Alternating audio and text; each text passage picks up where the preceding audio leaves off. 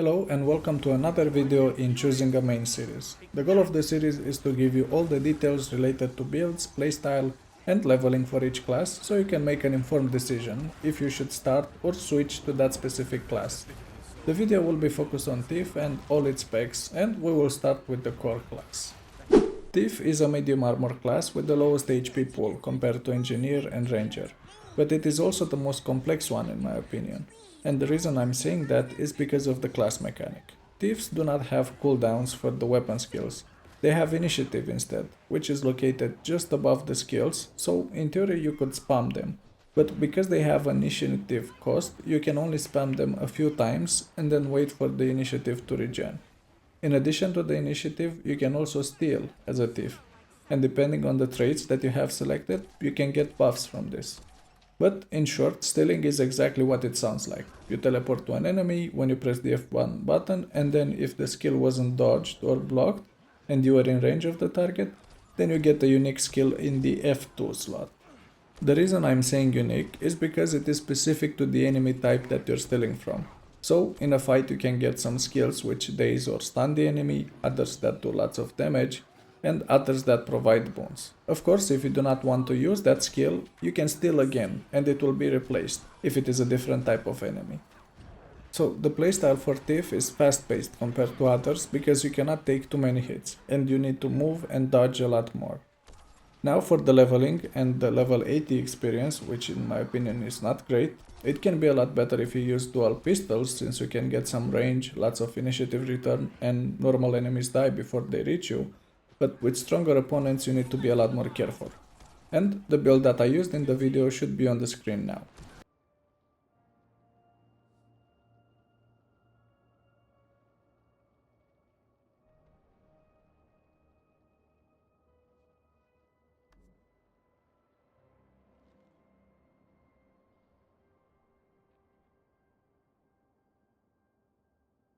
Please note that I'm using staff and rifle because I already had them equipped. You can do this too if you unlock the weapon mastery with Secrets of the Obscure. If not, just stick to dual pistols and they will be great. Time for the first elite spec that was added with Heart of Thorns. Daredevil is a pure DPS class and it has builds for both power and Condi damage. This spec works a lot better in open world than the core class since you have more dodges which fill up faster and this translates to more survivability, because the damage was already good. Now, speaking about dodges, this is part of the class mechanic for Daredevil, and you have to choose between 3 types of dodges that have different effects. But you also have an extra dodge, so you can dodge 3 times, which will also become part of your rotation. Oh, and the dodge animations are really nice, especially if you like ninja playstyle. The steal mechanic is the same as core Thief. It used to be different, but it was changed a while back, and now it's the same as the core class. Daredevils also gain access to physical skills and the staff, which is a melee weapon and not a ranged one, which works great for the class as it goes into the monk fighting style. And if you have Secrets of the Obscure, you also gain access to the rifle, scepter and axe, which are not that useful on this spec. And rifle can work in some situations, but it will do less damage than the staff. As for the builds, I will put the Condi version in the description of the video, and you should see the power variant on the screen now.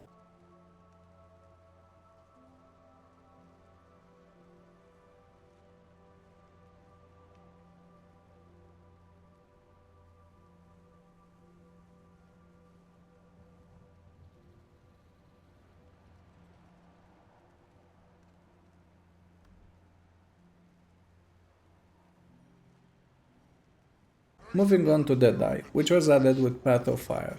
It also used to be a pure DPS spec, but now it was changed to be able to provide quickness as well, so it can do both DPS and support.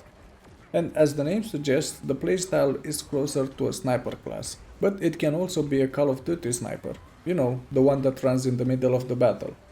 The reason for that is that the class works great with melee weapons too, both power and Condi. Now let's talk about the class mechanics. As a Deadeye, your steal is changed to Deadeye's Mark, which marks the target, and when you hit that target with skills that have an initiative cost, you generate Malice, which is measured just above the health bar and it can be used with stealth attacks for bigger damage. This increases the complexity of the class compared to Daredevil, but it can be a lot of fun once you understand it. As for the weapons, you gain access to the rifle, which has the highest range in the game, and that is not all. The rifle has a special mechanic where you can kneel like a sniper would, and then your skills from 1 to 4 change to have a different effect.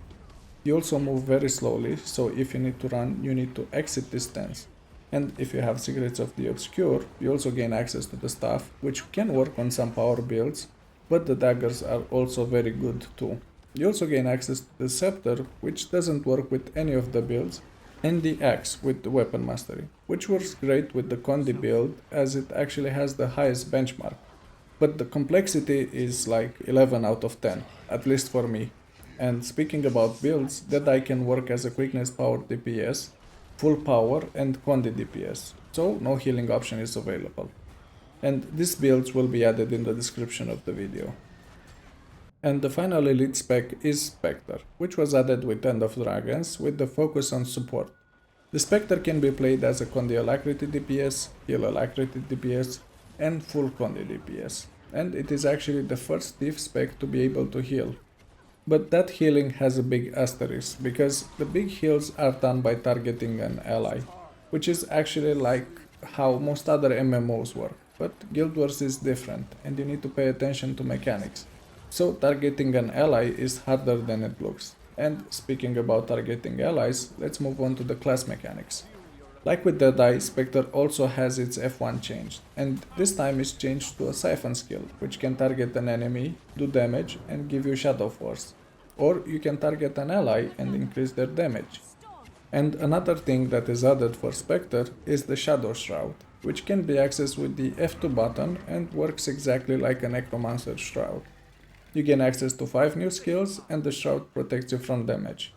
But it can be annoying when you need to provide alacrity and are constantly pulled out of Shroud.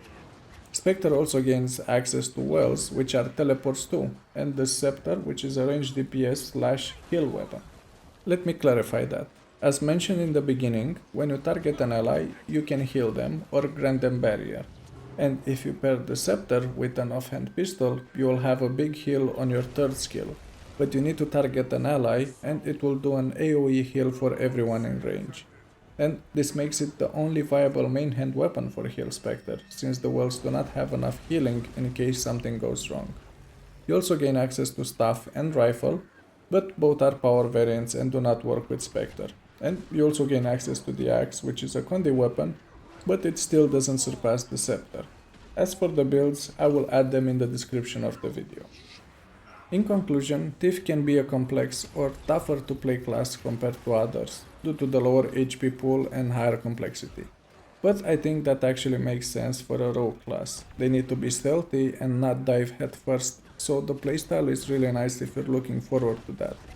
The specs have a very good variety, like there are some builds which are simple to play and do nice damage, like Power Daredevil or Power Quickness Deadeye.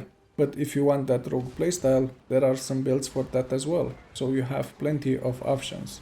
Or if you want very high complexity builds, you can play a Heal Alac Specter or maybe a Condi Deadeye.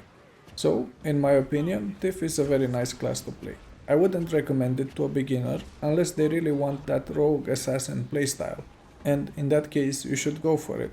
As for the more veteran players, you already know if this class is for you or not.